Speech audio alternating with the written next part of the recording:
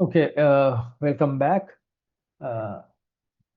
Now, probably we need to consider in terms of comparison by security for the multicast and unicast. Usually, there are differences between in terms of network behavior, the application behaviors, and the protocols you are using for the multicast compared to unicast in a certain way. So your security strategy will be adjusted based on the multicast application requirements and the unicast application requirements.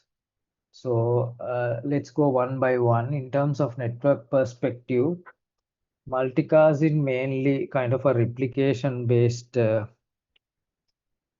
strategy.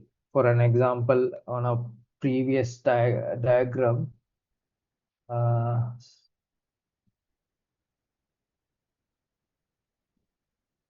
this is a kind of a previous diagram which we discussed in detail.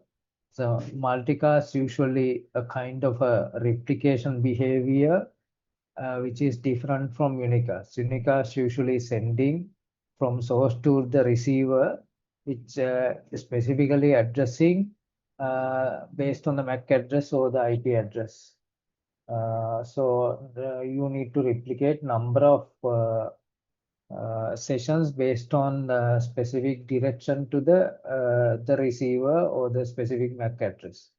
But for the multicast, you are just sending same message, not different messages, and replicating according to the receivers there at the downstream network. If there are no receivers at the downstream registered for the service or the stream, you are not getting the replicated your messages at the network device level. For an example, let's say the first computer on the not intended to receive, then the router, upstream router and the downstream router on the path will not send to the particular interface connected to the segment. So likewise, the replication behavior is different in terms of traffic and in multicast, between multicast and unicast. And the in terms of application states, for an let's say when you are routing an application to a destination, each and every application or the application instance need to have separate sending instance for your server, and it should maintain in the network devices as well in an end-to-end flow. It's a kind of you need separate state for each and every stream you are sending to destinations on the unicast. But multicast, you just need one state per each device because you are sending only one copy of the copy to the downstream network or the port. So you are just maintaining one application state per each sending, if it is same for the multicast routing and switch multicast routing and the senders. The receiver build trees. So multicast usually work on a different way compared to the unicast. In unicast, if server or sender want to send a message to their destination, you're just sending message with the destination MAC address. You know then it will deliver to the receiver with a physical MAC address there. But if you send a multicast, because it's a virtual MAC address, so virtual IP address you are nominating as a destination, it's not intended to a specific physical address or a specific host. So it's based on your receiver's request to the virtual IP address. So it's a kind of you require control plane, advanced tree building process. It's in I hope you can recall that spanning tree approach is there again, but the tree will be building from receiver to source, not from source to the receiver. It's the usual process in terms of the multicasting. The receiver build trees, not the sender build trees.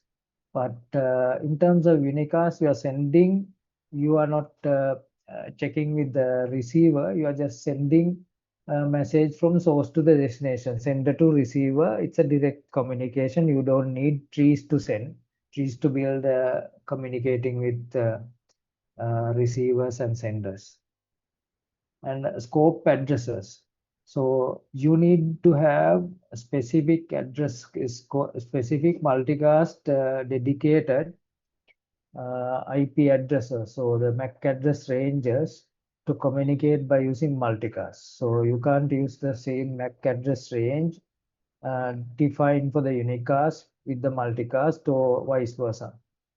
So it's a kind of virtual address, not the hardware or physical address available with even for the multicast MAC addresses.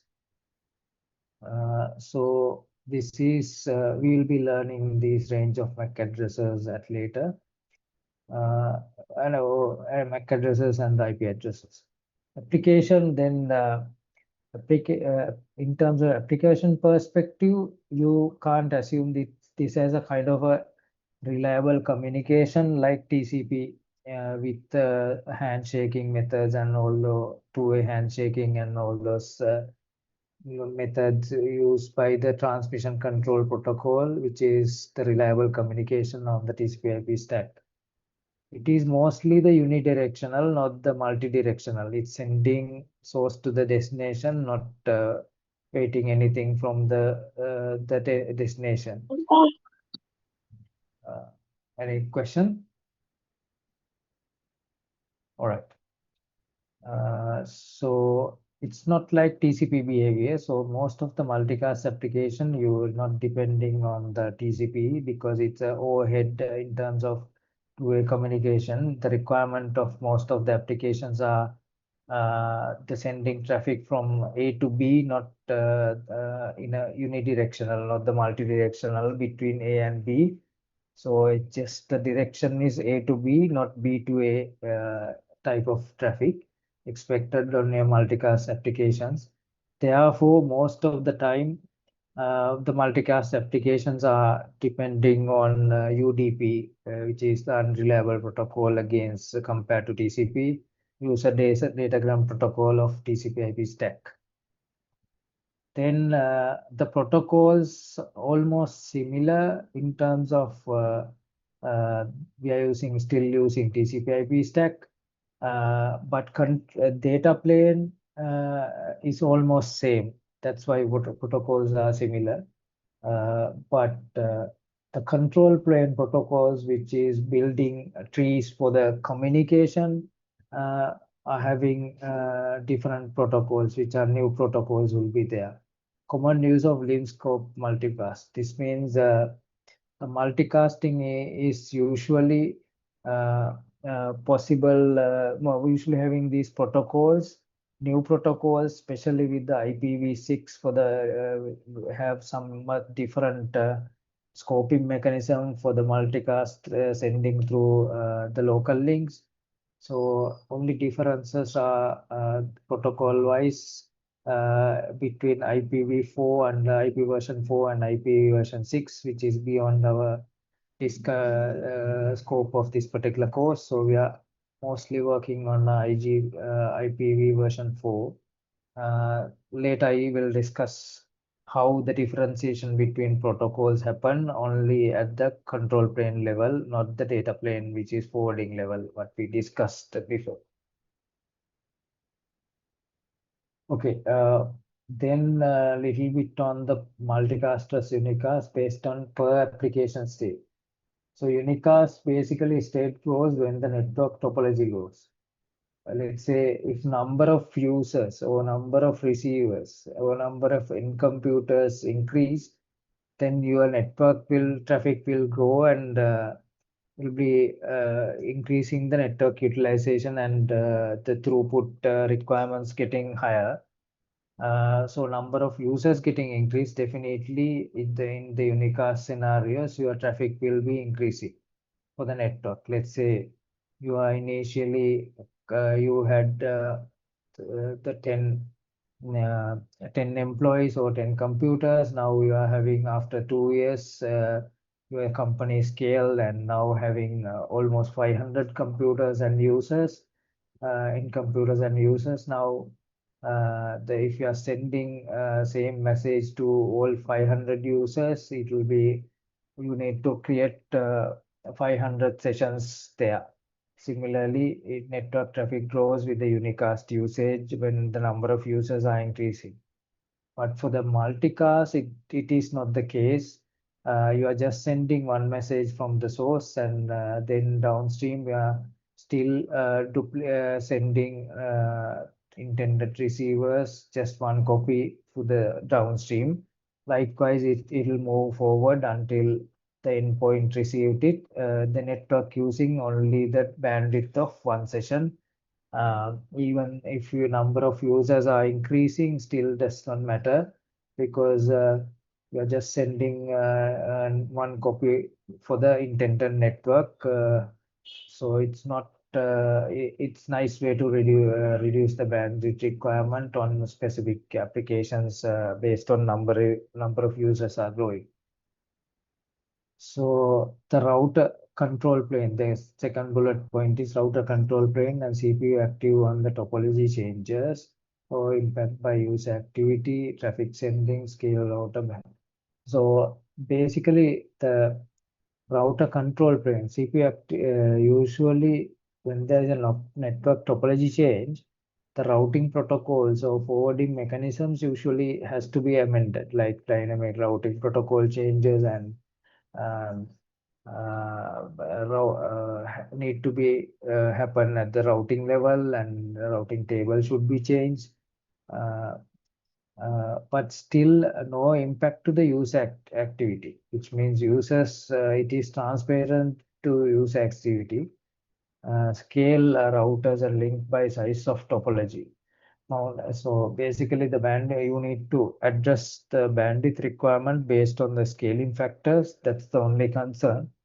Basically, other than that, uh, not considered on user activity impact, usually based on the CPU load or something like that, because control plane usually you have, as we discussed, there is a control plane and data plane. Data plane usually handled by the ASIC circuit, not lot of CPU power taken. Control planes are the ones taking the CPU stuff. That is necessary for the multicast communication, but because heavy control plane load is there, if you enable initially for the multicast, but the scaling of the traffic doesn't matter there.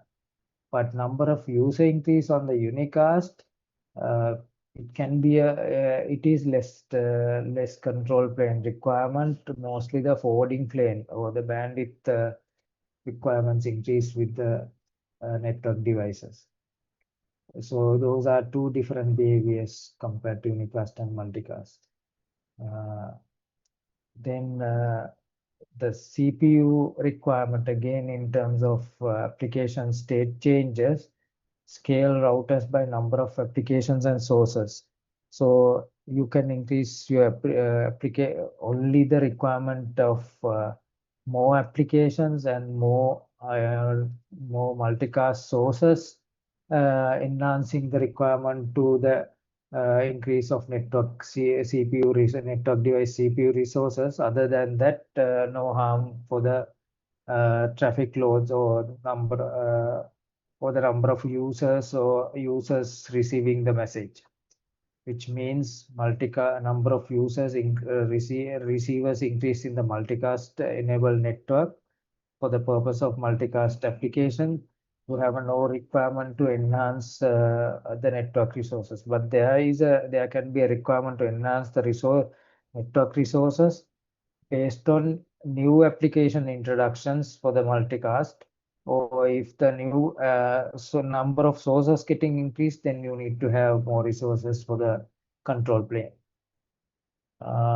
But still there are inheritance from unicast or equivalence to unicast on some aspect. Topology changes cause reconvergence of trees, because still you have dynamic routing protocols running for the unicast, and your multicast running on top of unicast most of the time. But there are situations which is not the case, but most of the time uh, the topology changes, adjusting the multicast routing as well as the unicast routing. So that's common to both unicast and multicast. Large number of trees, which means different applications require different sources to be connected with different tree architectures, tree structures built by receiver request. So lots of CPU activity will be there even for the unicast or multicast, because your number of applications getting increased, or your receiver, then number of sources will be getting increased. So this require a lot of CPU activity. If number of sources or the communicators getting increased from the source side. So these are the fundamental differences between multicast and the unicast for the consideration of multicast security perspective. If we are thinking in terms of defining a security strategy for multicast applications, you can't use the same analogy in terms of what we have been using for the unicast. So security approach we will be discussing as the last part of this particular course, particular series of IP multicast lessons. All right, then I need to go into a bit of a history on multicast. This is just not for a historical lesson, but just for your understanding how this has evolved. This is not something like TCP/IP stack or unicast communication built on a firm foundation like writing a protocol and all those things. This initially, the most of the initial network were not supporting for the multicast. So in the first standard build on 1985 by somebody named Stephen Deering, and he's from Stanford University, and build he's the one first build the RFC, or the definition define multicast in a way that it can be used for the data networks. It's a solution for layer 2 application in growing layer 3 campus network based on the overlay broadcast domain. It's a kind of a the previously before Stephen Deering people data network only considered only unicast or either multicast. So there are no multicast analogy or multicast standardization for the network until 1985 for the standard network. This solution built based on few assumptions. These are the assumptions, but he took the idea from the broadcast, kind of a restrictor model. It's the main assumption is all members must broadcast domain. In a broadcast domain, all members receive. All members can be a source. Members dynamically come and go, which means if any of your hosts are in the network, all members in a broadcast domain, if you send a broadcast, all members getting received, which means if somebody send a broadcast other than a unicast, so everybody getting received. So all members can be a source. All members have a right to send message or broadcast. Members dynamically come and go. This is the new idea on related to multicast. Usually the broadcast traditionally, if you send a broadcast, everybody must hear it. Or it's not you can't be unsubscribe for the broadcast in any network. So everybody, if you send a broadcast, even if you are not intended or to receive or not intended, you are getting it. But this new idea by the Stephen Deering is the members can uh, opt in or opt out, which means members can signal their requirement to receive or requirement to not to receive in a way that. So that's the restriction in terms of introduction by the standardization of multicast by 1985. Even though we had unicast and broadcast before, this was the first introduction of a standard to the data communication networks. And brief history of multicast, if we are discussing this overlay, the initial, the next one was definition of something called distance vector multicast routing protocol by RFC 10.10.1075 in 1988. Then there is the evolution with this new standard with the firm defining the multicast protocols further with distance vector multicast routing protocol.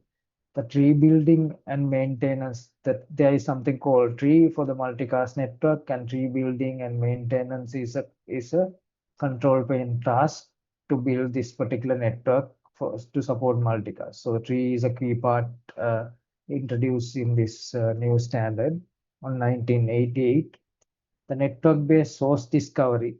It's a kind of a source discovery by receivers.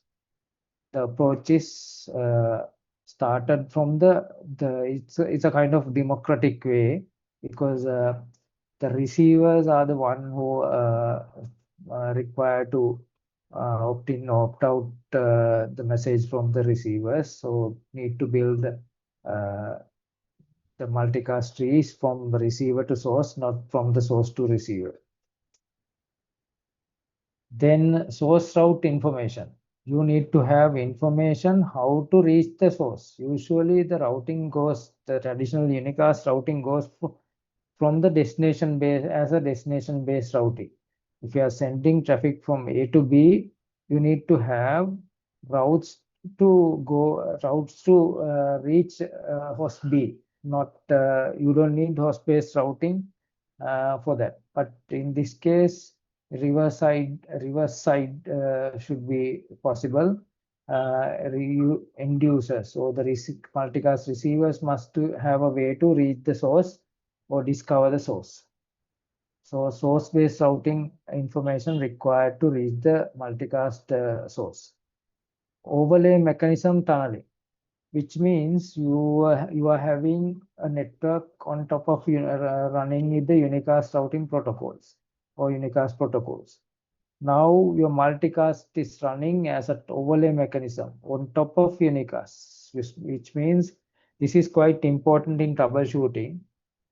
When you are troubleshooting multicast, first you need to troubleshoot, check, verify the unicast. If unicast is not working, then multicasts have no way of operating on top of unicast. So the first step, one of the first step, mostly I recommend, if you are troubleshooting multicast application, first check whether your unicast underlay network is working fine. Then you can go, if it is working, then you can start troubleshooting in terms of multicast overlay or protocol perspective. If not, you need to first resolve the unicast issues. So it's basically a tunneling or overlay mechanism running on top of unicast infrastructure.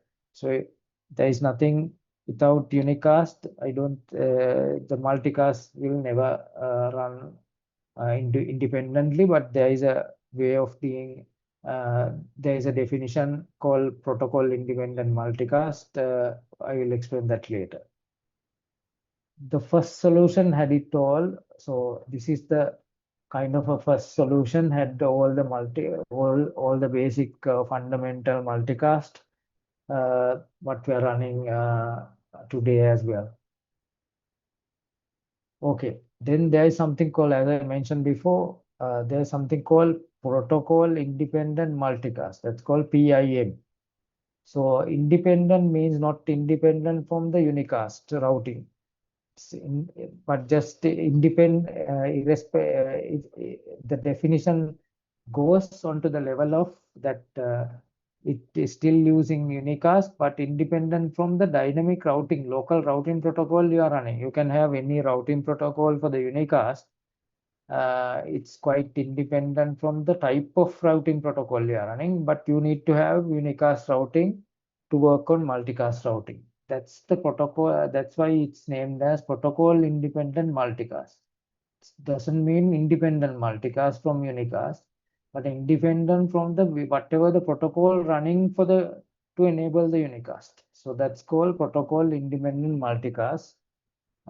So the first standard developed based on the RFCs, it's called the router-to-router protocol to build and maintain distribution trees enabled by this initial the protocol independent multicast is the one we are using for the modern day networks of multicast routing. But the first type of routing protocol, multicast routing protocol, named as protocol independent multicast dense mode, which is defined by RFC 3973. And the defined standard is still we can use, but it's having flood and prune approach, which means we were discussing on the switches and the hubs are kind of a flooding, having flooding behavior because it doesn't have something like MAC address table to filter the receivers. But again, this having initially the flooding behavior from source to destination. It's flooding to everybody initial at the start of multicast source. Even it's the receivers, almost all the receivers getting the message, likewise in the broadcast. But if there are no users, users based on counting timers of the network devices, then you are pruning or you are removing certain network segments because there are no user intentions signal through the multicast tree by using this protocol independent multicast dense mode. That's called flood and prune. You initially flood, but reducing if there are no receivers there on those network segments. So then after a certain period of time, your network will be optimized for the users available. This is the initial idea in terms of multicast routing.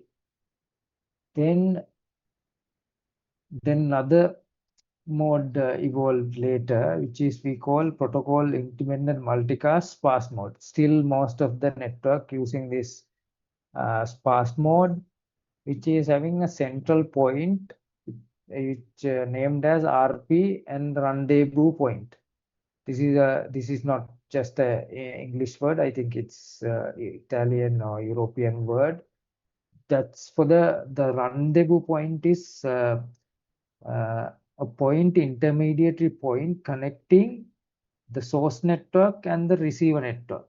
So that's this central point you can configure in terms of rather than going through the flood and pruning behavior of the dense mode, you can further optimize by using this intermediary node to connect multicast sources with the receivers as a independent entity. You can implement the security aspect as well there by using rendezvous point.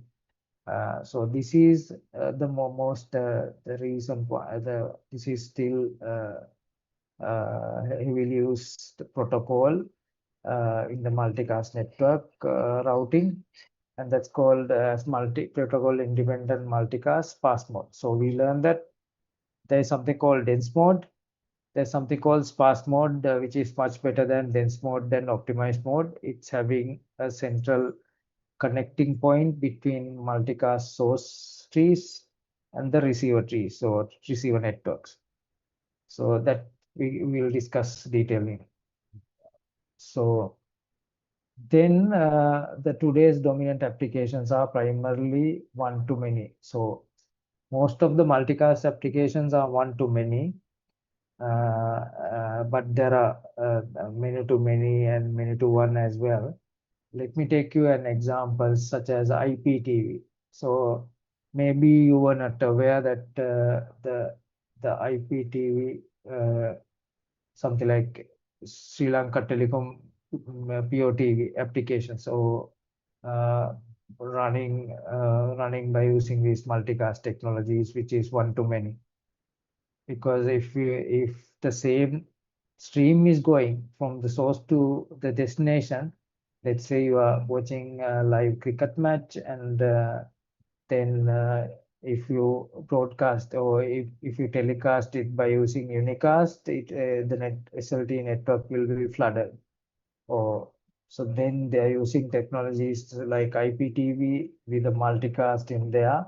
We're just sending one message or one stream from the source server, streaming server from the live web action, and then it's sending through based on the receivers, because not everybody are watching the cricket matches. So those who are subscribed to the channel or on live, then they will receive the feed from there.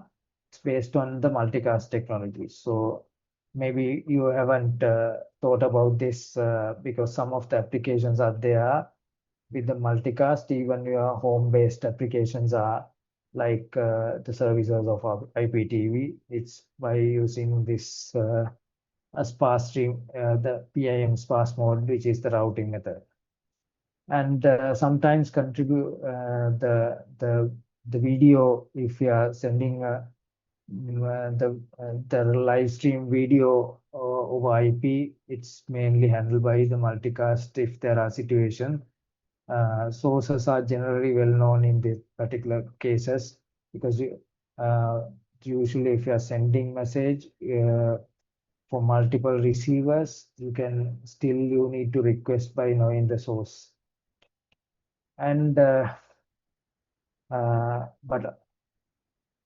but the thing is, in this protocol independent multicast pass mode, having pass mode receivers only see the rendezvous point. They don't see the after certain period of time.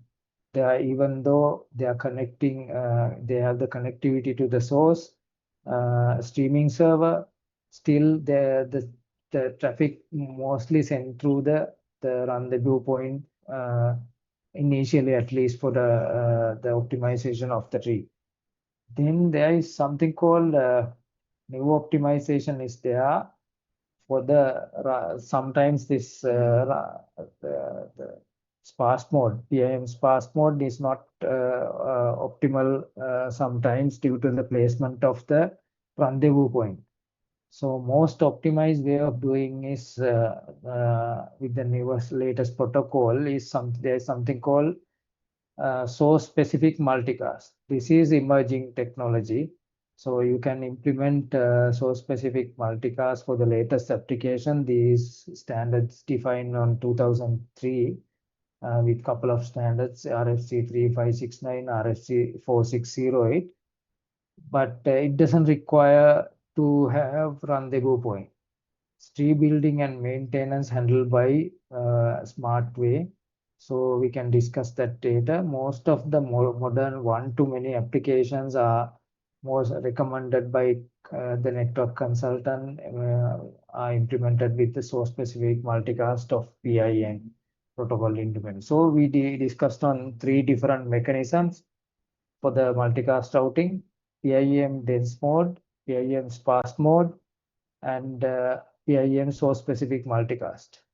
So there are three approaches for the multicast routing. We'll discuss the details how they are working. I'm going back to any questions until this point.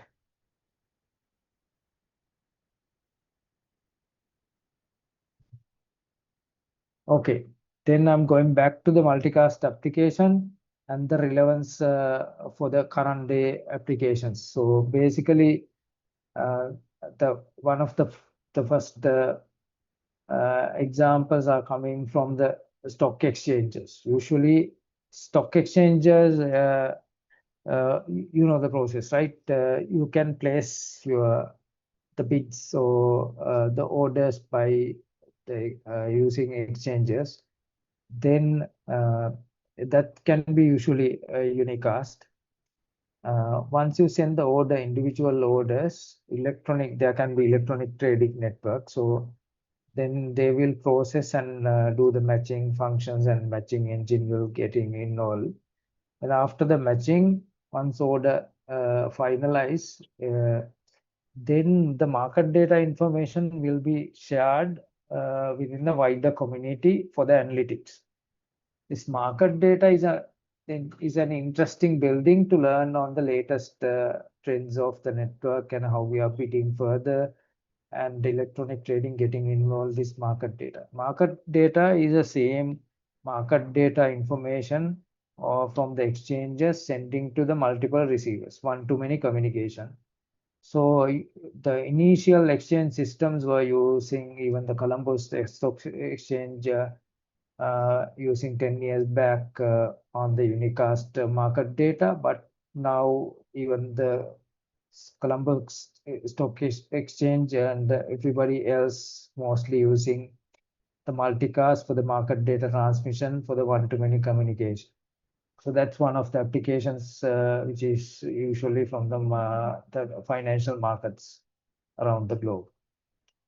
And if you are even in the receiving side as a large bank, so you need to have multicast support there to get financial market data, which is market data information for the processing. So bank network should have a support for the multicast, and not only the financial markets. Then there are e-learning packages. If you are doing real time, like Pearson, they are doing live training programs. Those technologies mostly covered with the multicast behind the process.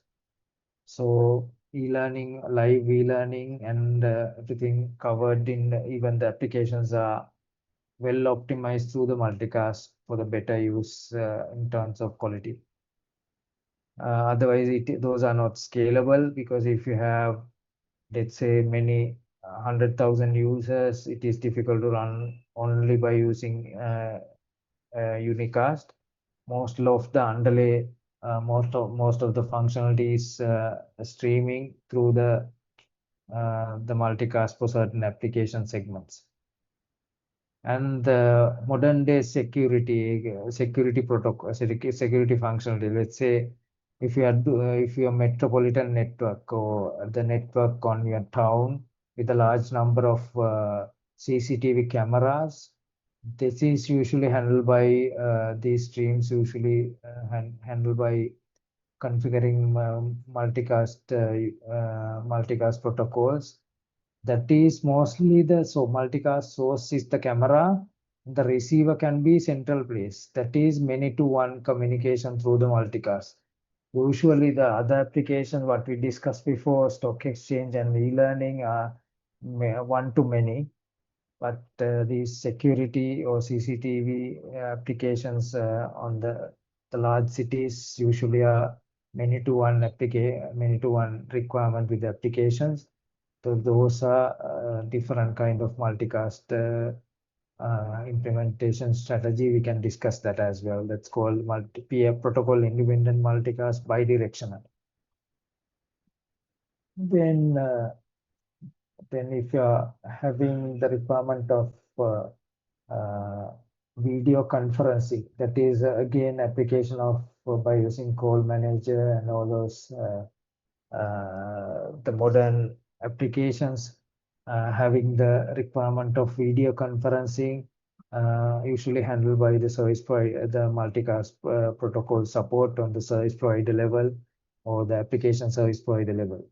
So even if you are not aware, most of the time these the applications having underlay multicast support within those component of the applications. And there are more applications like corporate communication. As I mentioned you previously, if your CEO addressing, you are in a multinational company, your CEO addressing monthly or quarterly on the financial performance of your company. It's usually one-to-many communication with the thousands of employees, connecting live to live for your video communication. So that is usually corporate communication can be handled by the multicast protocol implementations by certain applications. And the healthcare updates, sometimes if you have a requirement to communicate to end device on a common information on a live webcast or something like that, then if you have a group of people who need to be getting info, so this can be implemented with a multicast rather than the flooding the networks. Retail catalog distribution, if you have thousands of retail supermarkets outlets, then if you are distributing the central, if you are selling the same thing within the group, we are distributing price catalogs and all those things. It can be centrally updated and distributed by using multicast protocols. Likewise, you are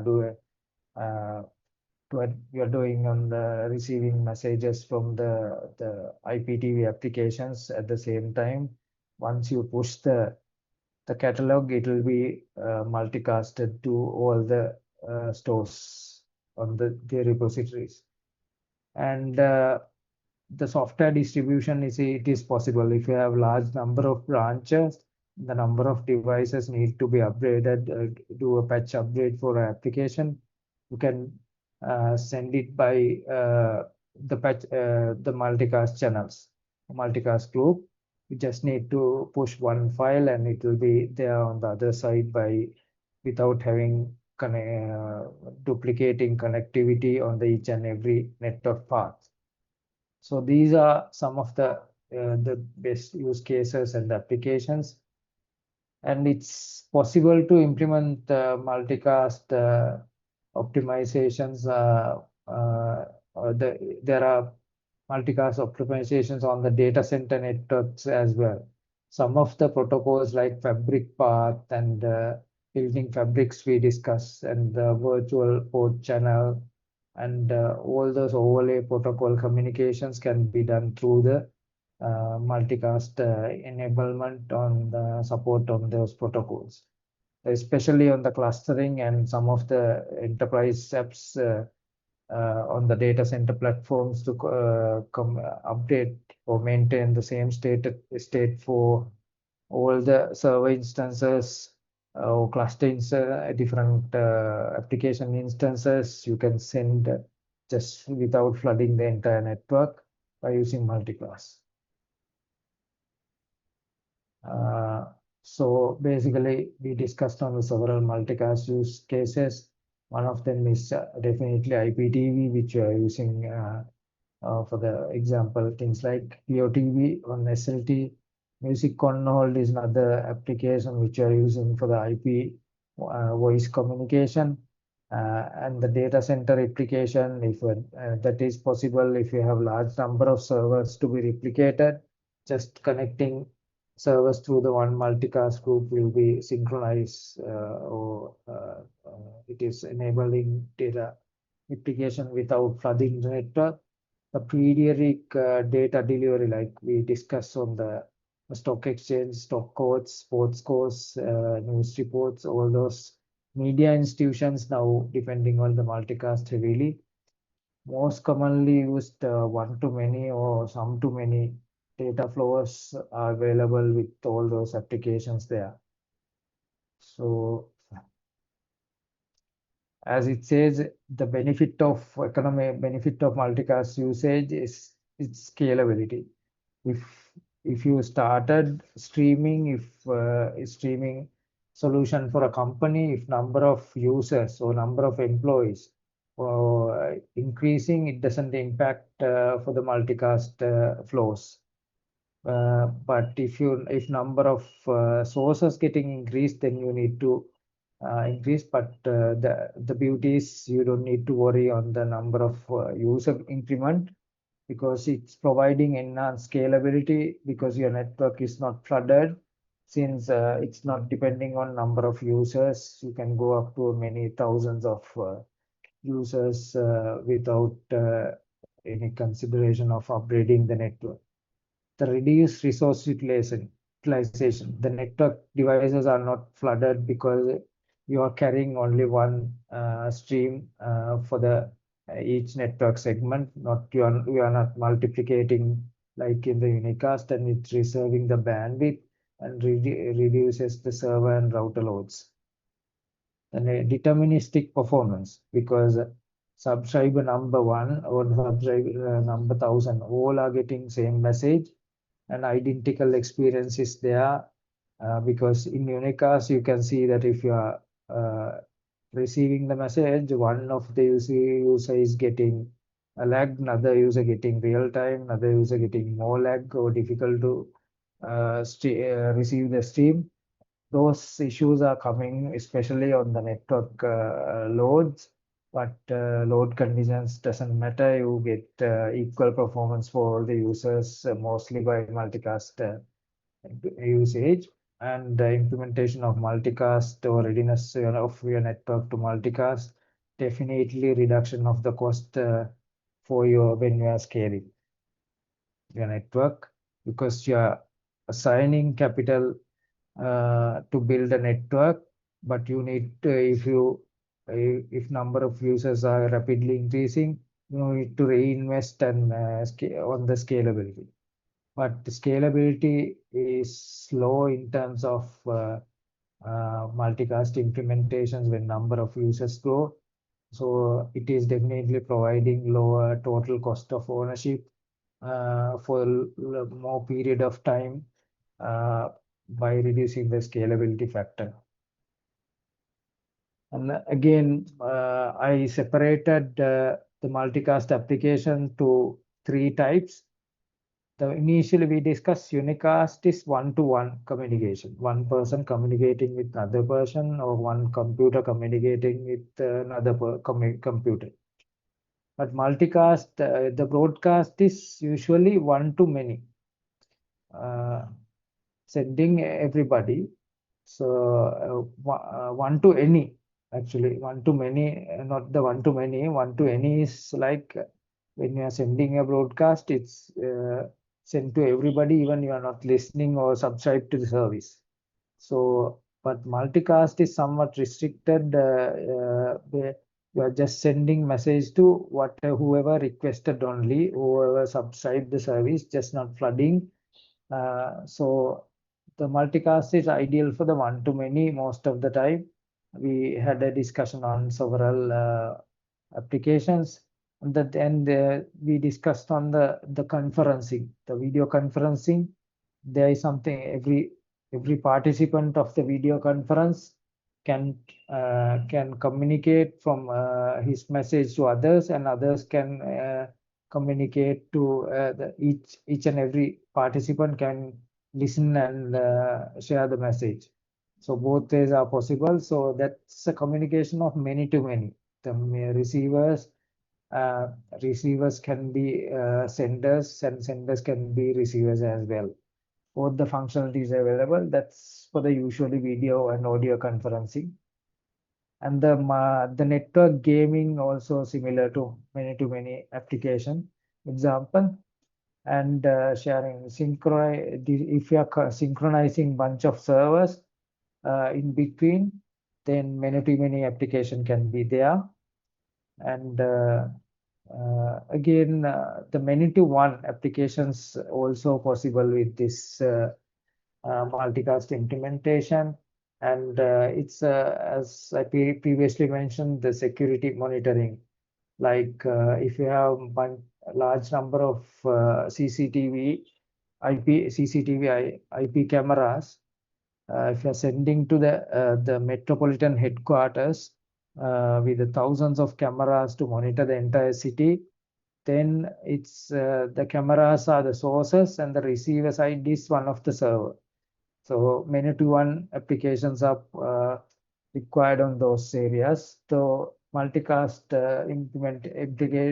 multicast is a quite nice candidate for all of these one-to-many, many-to-many, and many-to-one applications.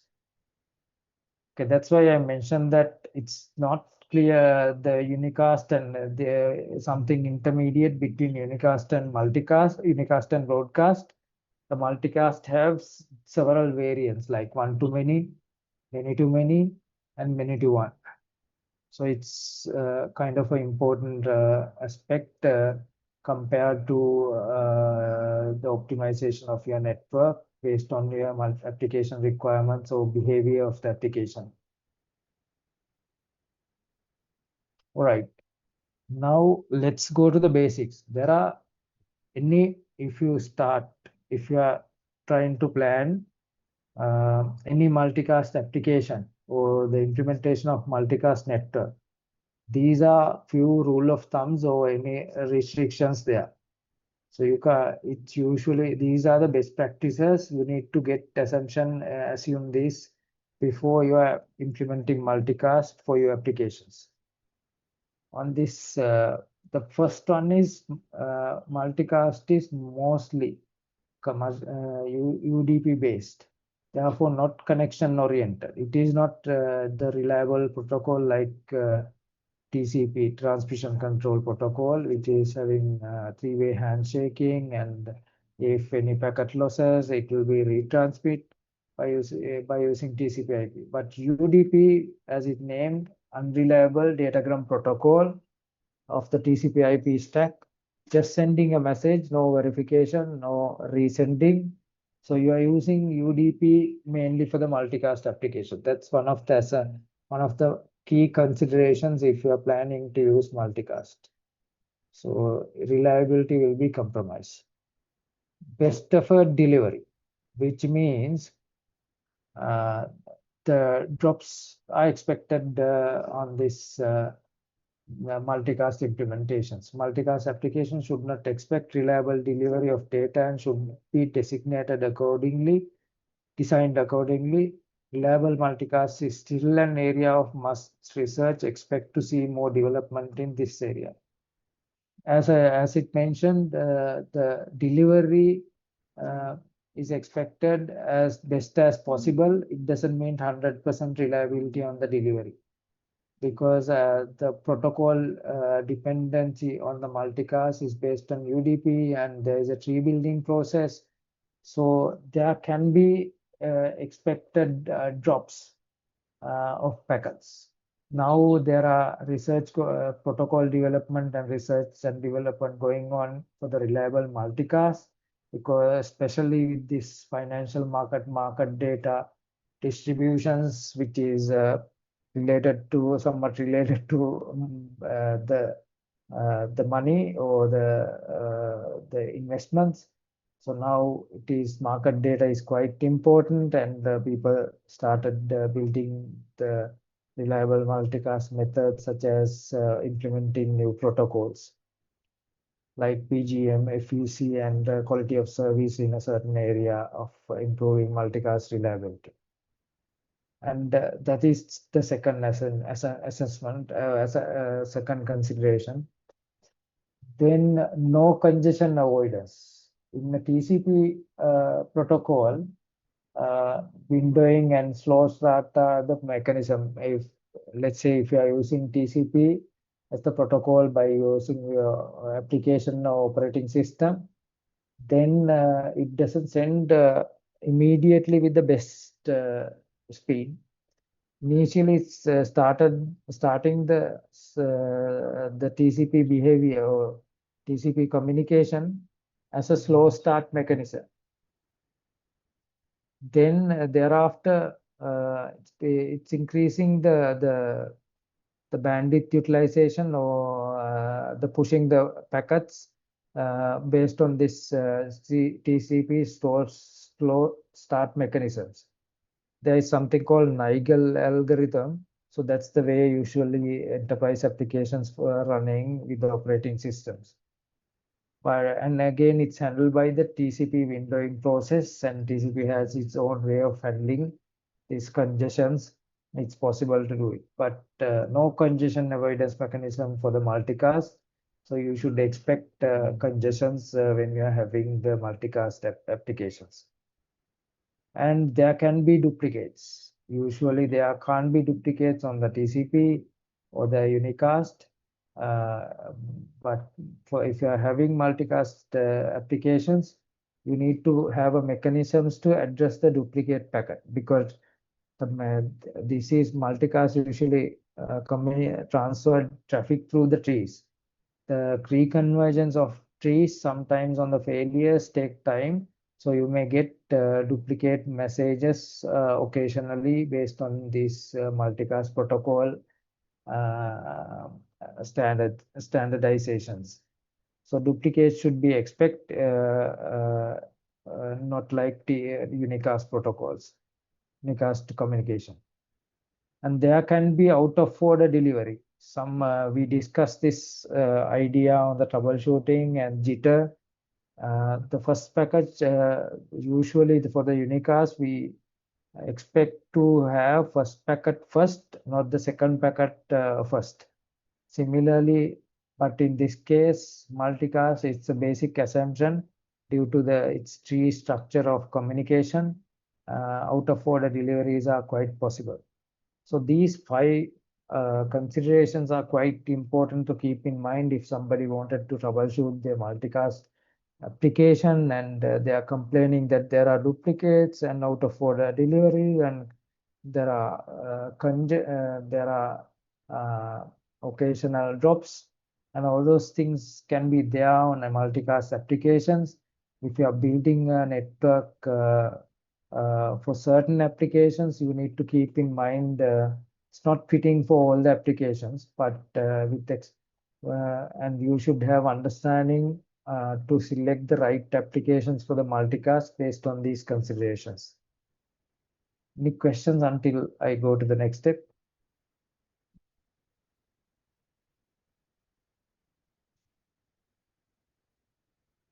Okay, let's go to the multicast IP addressing and network unicast plus multicast layer 3 addressing and layer 2 addressing stuff.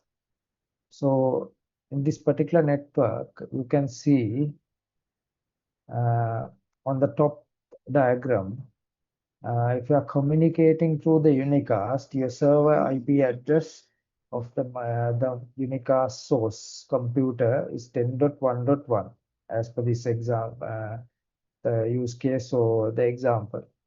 The user receivers are with IP address of 12.1.1, 11.1.1, and 13.1.1.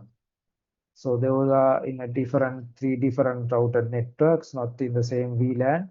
So you can have different range of IP addresses with the different network addresses.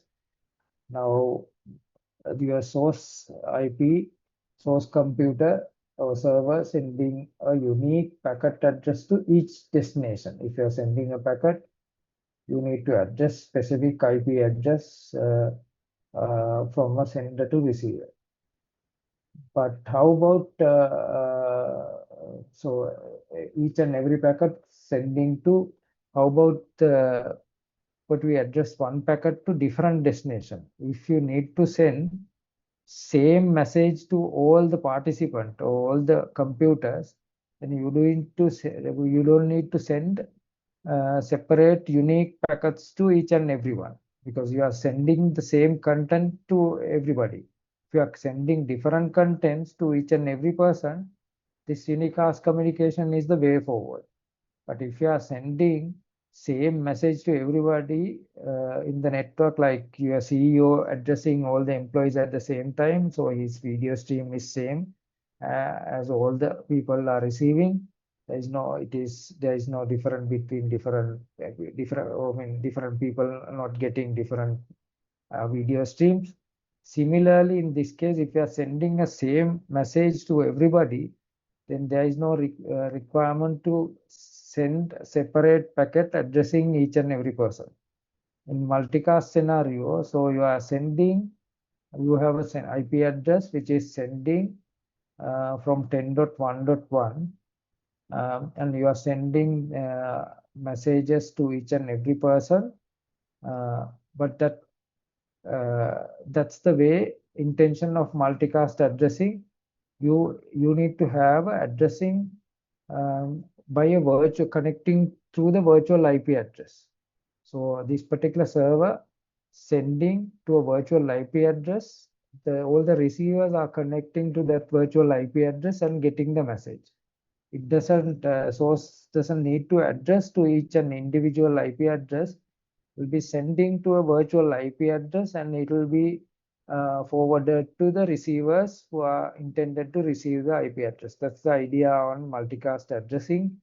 So the unicast IP address doesn't matter here. You are listening to your virtual multicast IP address for the receipt of the message. Okay, I'm going back to the multicast components in a large network, including the ISP connectivity. You are in a you have two different locations, which can be head office or which can be a branch office. You're connecting to ISP A and you're connecting to a couple of ISPs. On the ISP level, multicast protocols are different. We are not discussing here in this particular course, but for the enterprise level, we need to discuss the protocols we are using.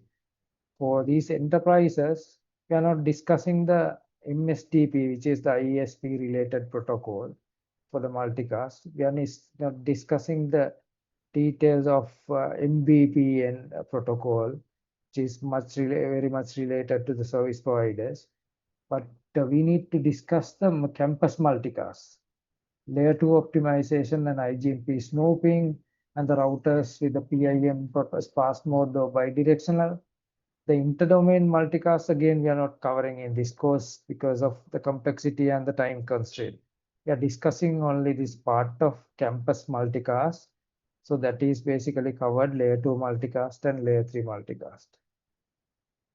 Okay, let me go back to this on the multicast addressing. So if you are using, and further we are not covering IPv6 as well, which is we are covering on the IPv4. So so multicast sources, if you are sending multicast from a server, you can't configure server with a multicast IP address range, which we discussed started from 224. You are still using the unicast IP address. Your multicast source does not require multicast group address to be configured on network card interfaces. You are still configuring. If you can still send multicast just by having unicast IP address on your network card. If you configure multicast address, it is not allowing or it is not functioning well on the network. So your source address can never be a class D multicast group address. It should be under the unicast IP address range. It should be class C. It can be class A, class B, or class C. Class A means an example of 10.range IP address, which is the first octet, and the class B is 172, and likewise class C is 192 for the private addresses. But you can't have multicast group addresses because multicast group address is a virtual address. You can't configure those on the servers or the multicast senders. So multicast IP address range is for the destinations is based on the class D IP address definitions. Maybe you have learned this on your network design and protocol course. So it's defined class D address is the 224.0.0 to 239.0.239.255.255.255, which is between 224 to 240 IP address range allocated for the multicast group address range. This is a virtual address. Any of your servers or computer host network interface card shouldn't be configured with this virtual IP address range. This is not something you can configure on the end user devices, which are the servers. and the clients. Okay, further details on the addressing. Class D group address, short form is mentioning is that 224/4, which is the first 4 bit of the first octet, is the network IP address range. If you want to forward or build the traffic, multicast traffic to be forward only, all the multicast traffic to be forward only by one selected interface, you can provide this subnet IP entire range directed to that interface. So you can have a route with for your entire multicast group IP address, multicast IP address range. Just forward it through particular interface of the router. Then you can include a route with this notation 224/4 or 224 in a short form, and otherwise the entire range is allocated to multicast group addressing. Multi and and we tested the multicast.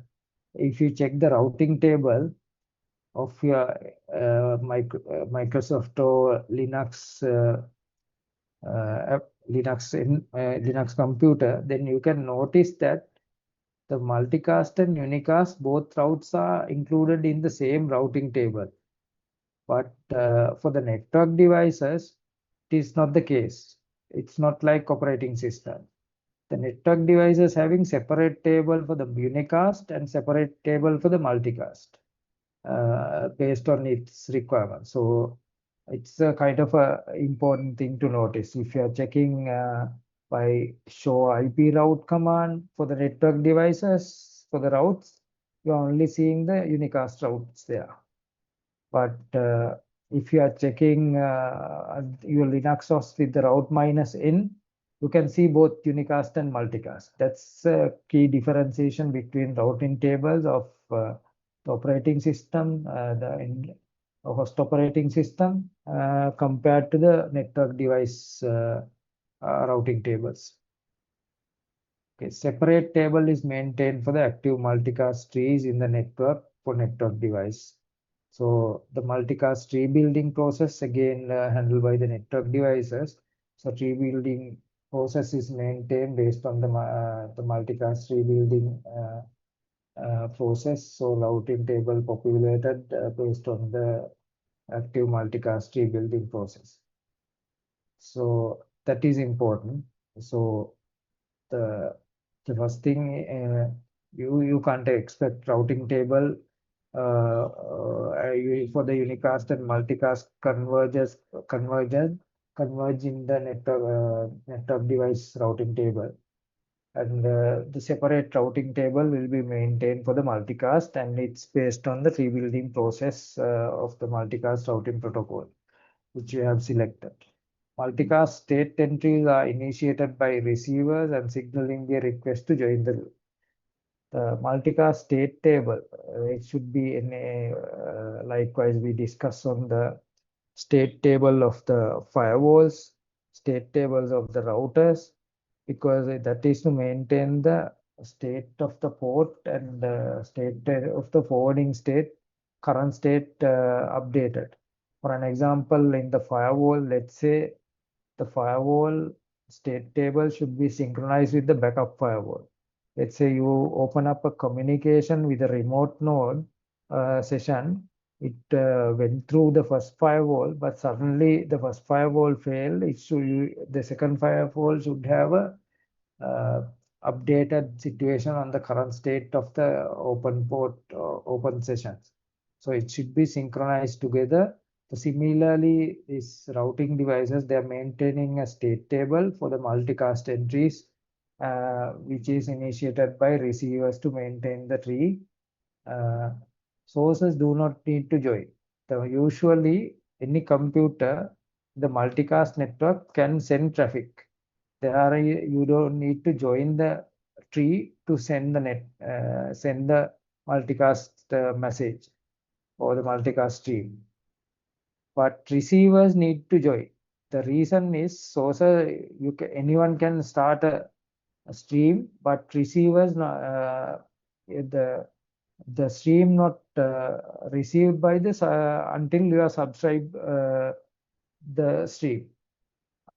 Because anybody can send a start a multicast session or multicast stream. If there are no receivers, it will not forward from first router onwards. So network will not be flooded. There is no harm. But if there are receivers, then it will forward further through the network by replicating the traffic. So that's the way usually forward. So sources have no requirement to join, but subscribers or receivers must intended receivers must signal they intend to receive the channel. So there is no requirement to sources to join, but receivers need to be signal their requirement to receive the multicast stream. Multicast routing protocols build and maintain the trees by hop based on the receiver membership and source reachability. So usually the tree building process usually start from the receiver side. The one receiver of the first receiver of the network requesting to join the or showing the intention to join the multicast group IP address, then it will forward to the next router. The likewise, it's building the tree up to the source. So it's as I initially said, it's a democratic process. The tree building usually done from the receiver to source, not from the source to receive. The direction is opposite to the data traversing. The source reachability is derived from the unicast routing table. As I mentioned, multicast routing run on top of unicast routing tables. So it's a prerequisite to have unicast routing to run the multicast. In the case of troubleshooting, you should first troubleshoot unicast, not if you are troubleshooting the multicast, if there are issues on the underlying underlayer of unicast. Okay, these are some of the fundamentals. I'm highlighting these fundamentals because the multicast is working somewhat differently compared to the unicast and broadcast. So you need to understand the rules of the game to understand to handle and troubleshoot the multicast network. You can't get avoided multicast because modern networks mostly running their application with the multicast and both unicast combinations. Therefore, the knowledge of troubleshooting only the unicast may not sufficient because multicast may impact the unicast network by flooding and all those issues there. So let's go further into the multicast addressing. As I mentioned, the IP address range represented by short form for the multicast is 224/4. So if you enable a route by 224/4, this is representing entire multicast IP address range. But there are reservations on these ranges as I have shown in the ARP table. I have shown you 224 range IP addresses. Some of them are dedicated to or reserved for certain applications. So let me show you again in terms of my command line interface.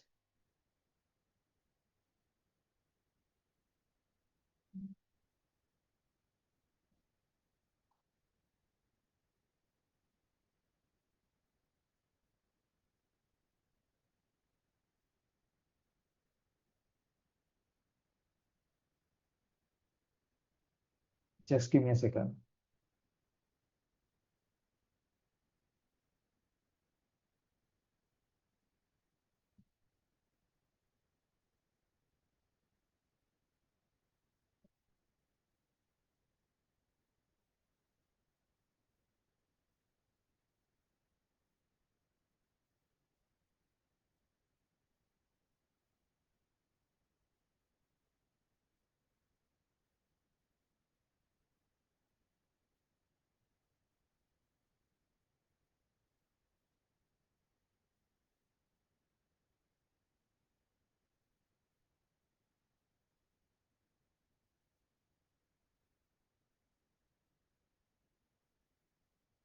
Okay.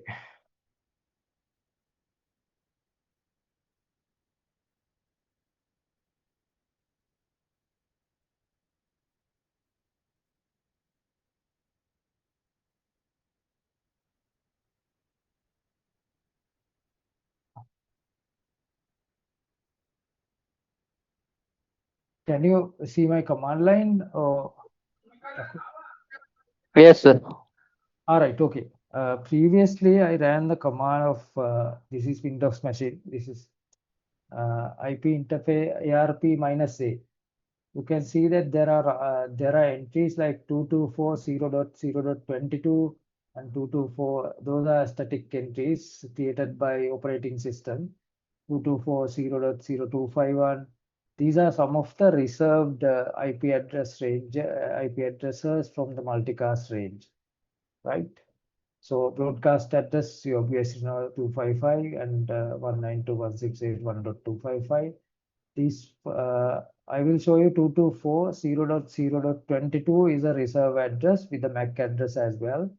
So it is an interesting, it is an kind of a reservation which you can't use for other purposes. So reserve, knowing the reserve address ranges by different protocols is useful, and you know what are the IP addresses you can use safely for your applications.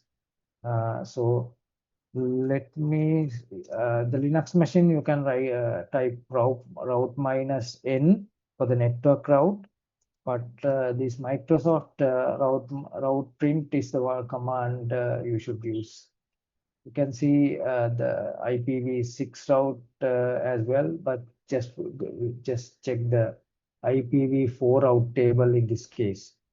You can see that there is a default route which is mentioning the destination as 0.0.0 and the net mask is 0.0.0. That is representing the default route. As we discussed, the gateway IP address is the router, and the interface on my computer is 1.52 is the one which is forwarding to that. And 127 is the IP address range for the loopback IPs. If you are testing applications, you can use this localhost IPs, usually mapping with this 127. And all the 127s are related to the loopback IP address range, including the broadcast here for the loopback range. And 192.168 is the IP address range. I configured my Wi-Fi adapter, and the net mask is there, and the default interface IP address is there. And again, in terms of, as I mentioned before, 192.168.1.255 is the broadcast IP address of the subnet range, and 224 up to 240 is the IP multicast range. I haven't configured manually. This is the entry created by the operating system. It is forwarding to the loopback address in this case because I haven't configured it. If I want to configure sending traffic, this 224 with the /4 means the subnet net mask is 240. If you want to now, if there is a multicast traffic originated from this particular host, my computer, it will forward to the interface of loopback, which is started from 127, and as well as my externally connected Wi-Fi IP address interface. So then the other two are broadcast IPs forwarding, which is to loopback, and you can clearly see the IP address range for this multicast IP addresses 224 with the subnet mask of 240. And this is the representation we have done there on the slide, which 224/4, which means first 4 bit of the first octet marked as the network address by using the subnet mask. So some of the routes are based on IPv6 by the IPv6 table, which is beyond our scope of the particular course. So this is how you can usually check your routing table. You can notice that both multicast and unicast routing table routing entries are on the same table on the operating system. 224 routes are there and unicast route, both multicast route in the same, residing on the same routing table. But in terms of the network devices like routers and the multi-layer switches, there are two routing tables. Usually you should, for the unicast, you should type show IP route. For the multicast, show IP M route. So those are the commands available for this. So let me go back to the slides.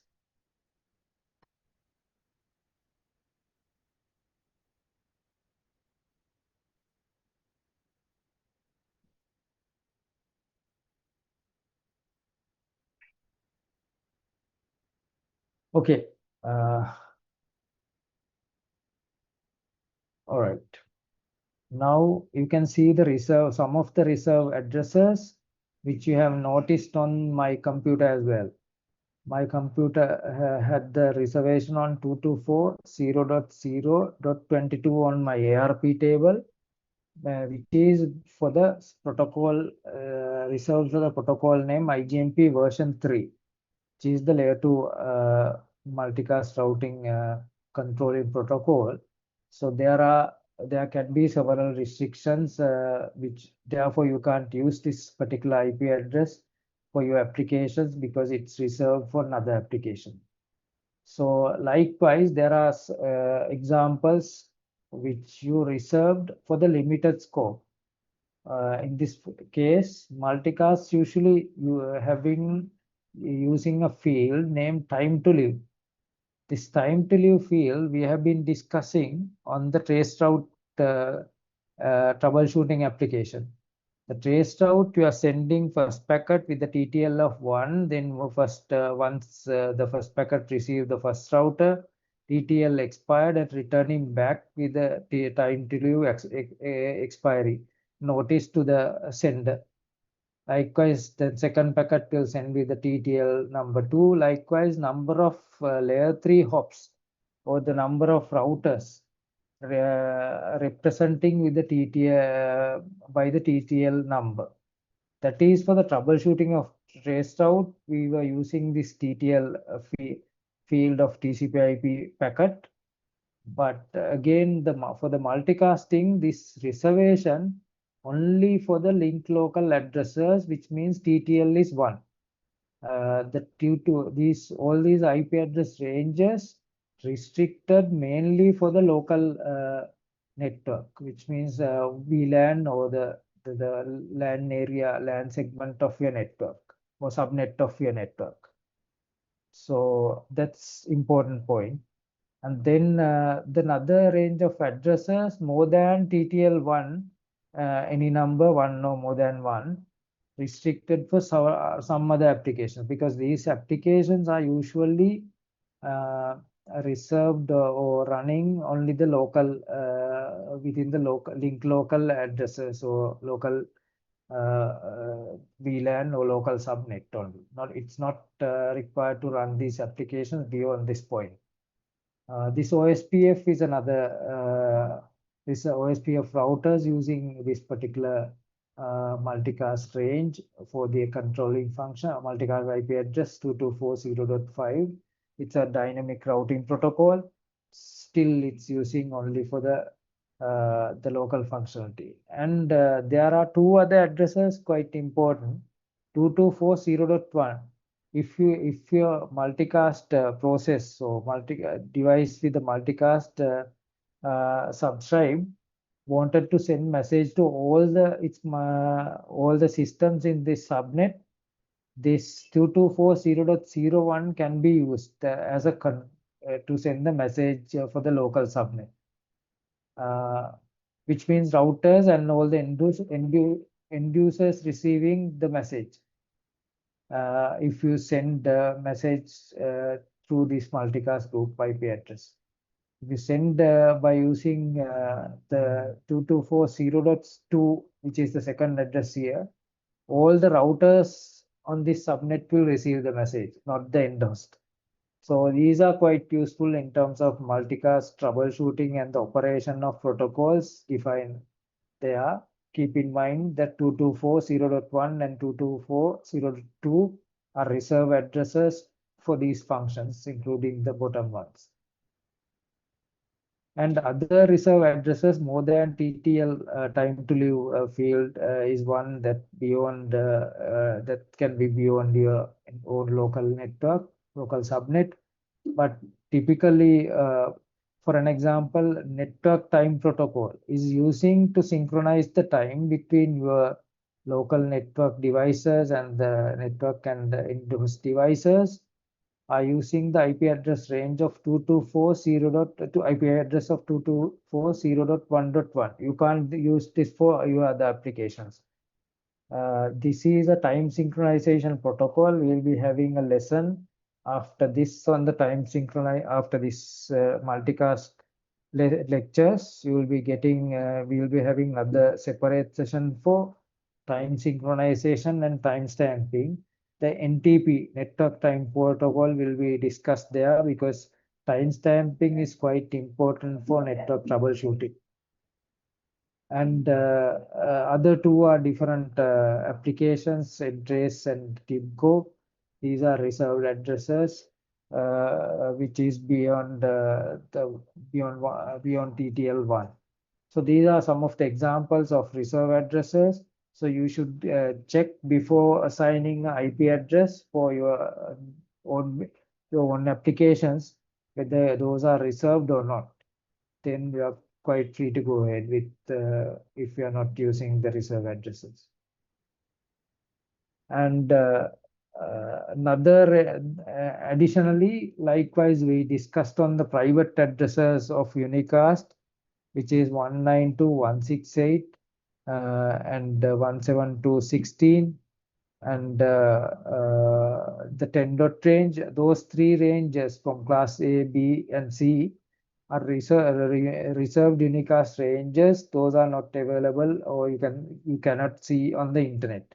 Reserved for likewise, I configured on my home computer. I can use 192.168 or 172 range or 10 dot range because those are not available on the internet. Those are for your internal network can be used.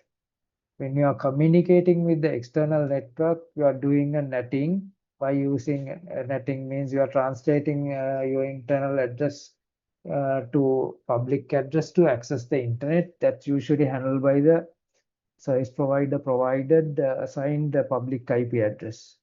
So you are translating between your internal private IP range to public IP range for your internet or external world access. Likewise, those private IP ranges assigned for the internal the unicast, multicast has assignment of 239/8, which is the range representing 239.0.0.0 to 239.255.255. And this particular range, if you are doing any implementation locally on your network, which is not outside, going outside for the traffic of multicast, then you can use this range as a private address range, similar to the unicast IP address range of 192.168. So if any, it is quite safe to, if your multicast application is internally built and you're using only for the internal purpose, you can use this range for the internal multicast IP address group assignments for your applications. Most of my testing, the day-to-day, our testings are based on 239. You don't need to, if you don't need public IP address microcast range, probably this is the best way to assign IP addresses for your multicast applications. Another address range is there 233/8, which is for different address range, which is called GLOP, to provide access for the global service provider networks, but this is no longer operational, or you can't get the IPs from this range even the publicly. This is a kind of a the research group as allocation for those days. And we discussed on the source-specific multicast. If you are implementing source-specific multicast globally, we discussed on three variants. The protocol-independent multicast dense mode, which is flood and flume. Then we discussed on the protocol-independent multicast sparse mode, which is having rendezvous point, connecting source and destination, the source and receiver trees, which is the intermediary point. And the most latest development is you don't need rendezvous point or central point. You can still define the shortest path between source and the receiver, which is suboptimal in the by the rendezvous point. That's deployment is named as source specific multicast, the protocol independent multicast variant of source specific multicast that assign public usage assigned with the 232/8, but still you can use 239 range, but for the business or public IP address assignment, you can use purchase 232 series for the SSM or source specific multicast. All right, that's mainly about the multicast addressing. I will do the last slide, the last couple of slides, and we can start on the layer 2 multicast on the next week, and then layer 3 multicast. This is the idea behind multicast service model overview. So let me explain from the step 1 to the step, the last step, which is step 7. So this particular network, yeah, let's start from the right to left, right? You have the most right one is this multicast source, usually a server or broadcasting server. Then there are network devices. The first network device connected to source identified as first of router. Then the remaining routers are intermediary routers for the source, right? Then you are the last of router connected to the switch, connected to a switch, layer 2 switch. Then your endos, which means multicast receivers are connecting to the switch. So traffic goes from server to the receivers, which means multicast source to the multicast receivers through the first of router first, then goes through the intermediate routers, then the last stop router, then the switch, then it's gonna goes to the end users, which are the multicast group members. So we have source, which is a computer, and we have the first stop router, intermediate router, the last stop router, and that's usually a routing in unicast routing enabled and multicast routing implemented on top of that. That's called layer 3 network because it's based on IP addresses or IP addressing. Then after the last stop router, you are connected to a switch, which is the layer 2 network. And then you are connecting to the members or multicast group members who are intended to receive the multicast stream from a server to receivers, which is the stream A is the one sending by using a multicast group address and receiving by the same group address. So there can be several multicast senders or several multicast and different multicast groups on the same network. But we are taking an example of one group, stream A, which is one multicast group. So this process is you can see the traffic forwarding path is quite straightforward arrows with the dark red. But there are the dotted arrows for the opposite side. That's how usually the tree is built. So before moving the traffic from source to the destination, the process is somewhat different. You need to the source can send the message his own packets or stream to the first stop router, still the first hop router will not forward to anybody else because it doesn't receive any intention to receive the traffic from the downstream host. So until that, you can send, you can start sending messages or say start sending the stream A from server to the first hop router. Still, it will not forward to the any downstream ones because until tree has not built until the tree getting built through the reverse process. So the first step you can understand the source already sending stream A from server to the first hop router.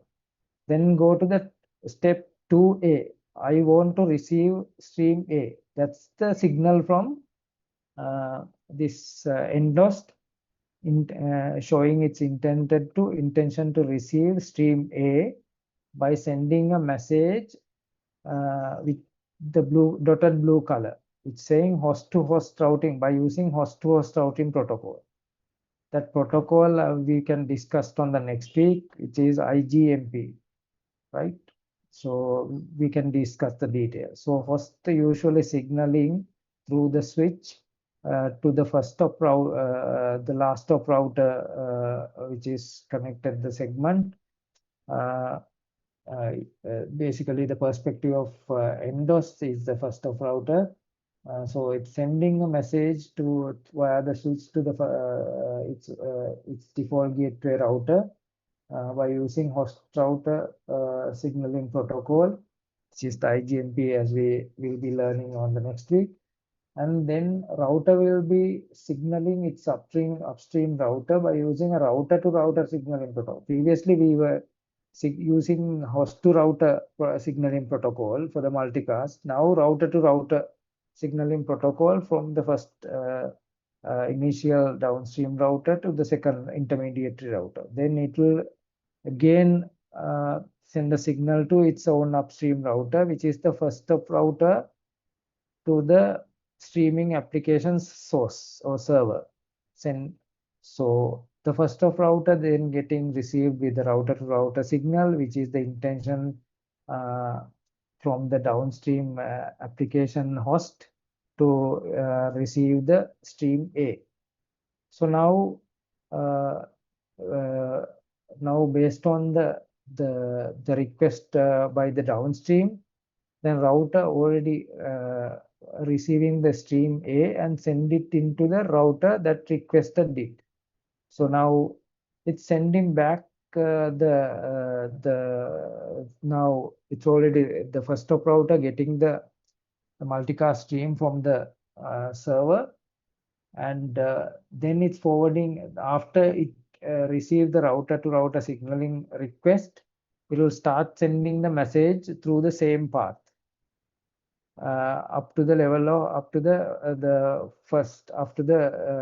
level of receivers at the downstream. So you can see that the request goes to the opposite side of data. So after the request come from the downstream users, only the routers start forwarding the traffic. Until that, it doesn't send even receiving from the multicast source. So it's a it's clearly important to understand the control plane traffic or the tree building process from the receiver to the source is opposite from the traffic moving path. You can clearly see dotted lines are the ones for the control plane traffic, which is signaling the intention to receive the multicast traffic from the multicast source, and traffic sent through the opposite direction. But usually the request comes from receivers to source. The traffic goes from the source to receivers. So when you are troubleshooting multicast network, it is important. You need to understand that your traffic goes, your control plane or request function of the traffic goes to the opposite of the traffic forwarding path, opposite direction of the traffic forwarding. That is one of the key points if you are troubleshooting multicast network. Okay, then another point I wanted to highlight before we wind up for today. IP multicast sources, any device that send IP packet with the destination address between 224 up to the 239, 255, 255, which is the multicast range. So any device with any unicast IP address can forward traffic as a multicast to this particular group address ranges. Because these are virtual addresses, you don't have you can't configure these on hard network cards or anywhere in the network devices or the endorsed. A device can be multicast sender and multicast receiver at the same time. For an example, this multicast source can be a receiver from another group as well. So you can be a multicast sender or multicast receiver for two different groups. And even there are some transit multicast nodes, like you are receiving traffic from one IP address, one multicast IP, and forwarding the same traffic as a transit host to another IP address group. It is possible at the simultaneously becoming same host or same computer being a multicast sender and multicast receiver is quite possible. And there is no multicast control traffic between sender and the network or the between sender and the receiver. Basically, there is no multicast traffic between sender and the network or the between sender and the receiver. Because control traffic, you can see that the controlling usually not happen, the multicast sources not sending the control traffic here. It's just sending the feed. Doesn't require to join the network. Only the receivers required to join the network and showing the intention to receive the traffic. But sources have no requirement for that. Okay. Sources, any machine can send traffic without joining the or signaling, sending the signaling request to join the network or join the multicast loop. So then there is a question based on this last statement. So how does the source know when to send the traffic? And application tells the source to start transferring.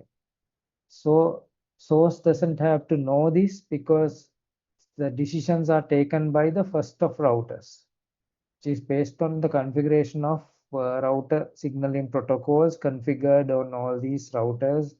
The first of router is quite useful in there. So we can discuss that details on the next week, how this process going ahead.